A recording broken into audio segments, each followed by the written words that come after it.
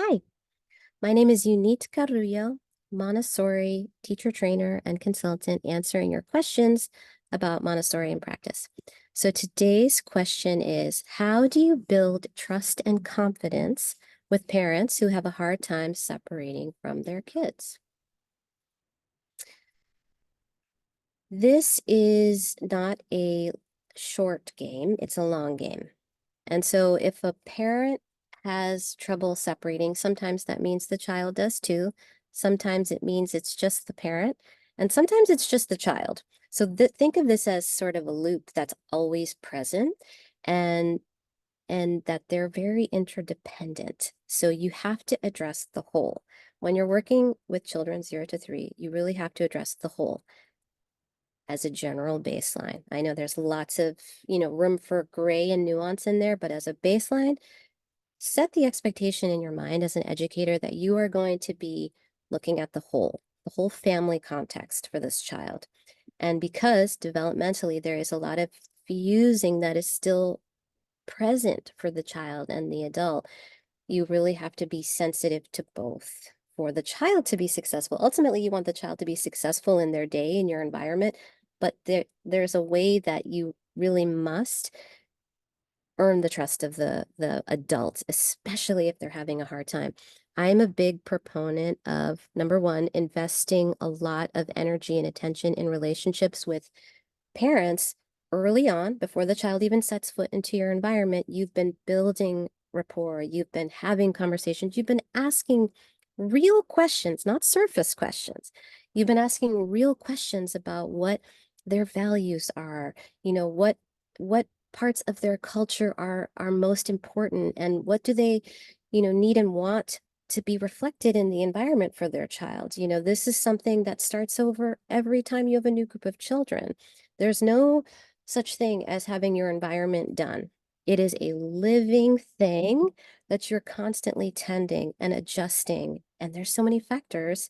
And, the most important of which is the culture of the family. And that each time a new child is enrolled into your program, that is a brand new thumbprint of a culture, of a family culture. And so you're getting to know. And so, really staying in your beginner's mind is important when you're working with a new family, and not rolling over your expectations of even a sibling that you've had interactions with.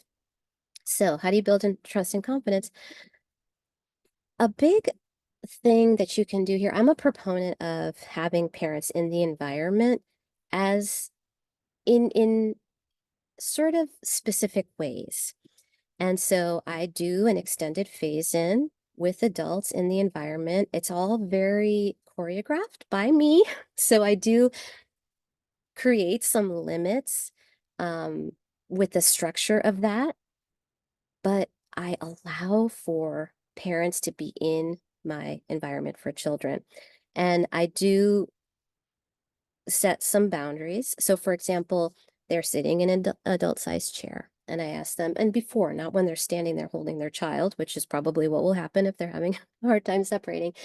But before they even come with their child, I've had a conversation, I've sent an email, or I have my little one sheet with the information that I would just sort of generally send and say, I'm so excited to have you in the environment. Here is how to do it. I'm going to be giving you an observation, or you can bring a book to read, but I'm going to ask that you stay in your chair and allow me to kind of draw your child into the environment. This usually works. It is very rare. I know that new teachers can be afraid that that's not what's going to happen and that it's going to get out of their control. But I'm asking you to take a leap of faith here. And most of the time, that's not the worst case, is not usually what's going to happen. And I've worked with a lot of new teachers, and I know that it's easy to fall into that, the what if scenarios. Most of the time, parents are going to respect that boundary and even be glad for the permission to hang back a little bit, but still be present.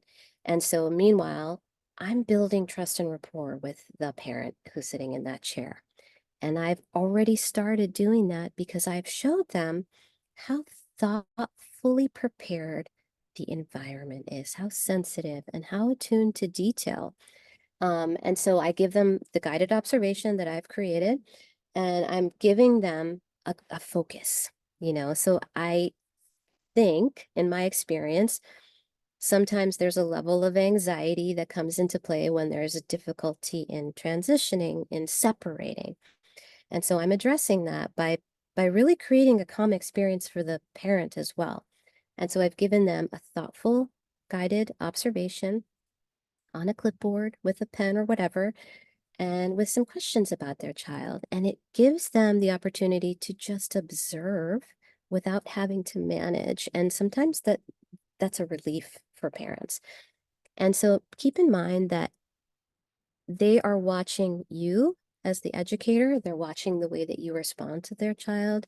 Are you being sensitive to their child? I know that this child has an interest in, say, you know, trucks, so I've made sure to have something like that I know that they're going to like and be interested in nearby.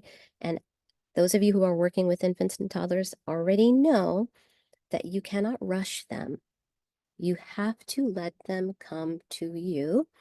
And so I might sit 6 feet away and, have the truck, and I might be showing it, but just not too much um, pressure. You want to take the pressure off of the relationship.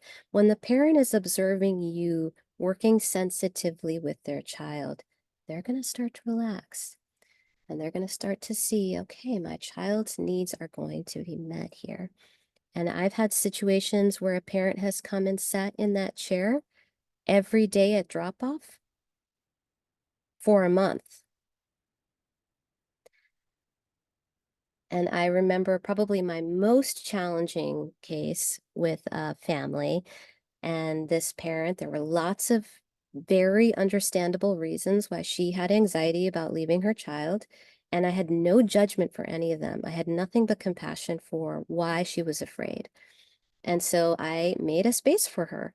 And she brought her book every day and she sat in the chair and she just became part of the environment. And then one day she dropped off her child and was turning around to leave us. I said, "Are you going to go?"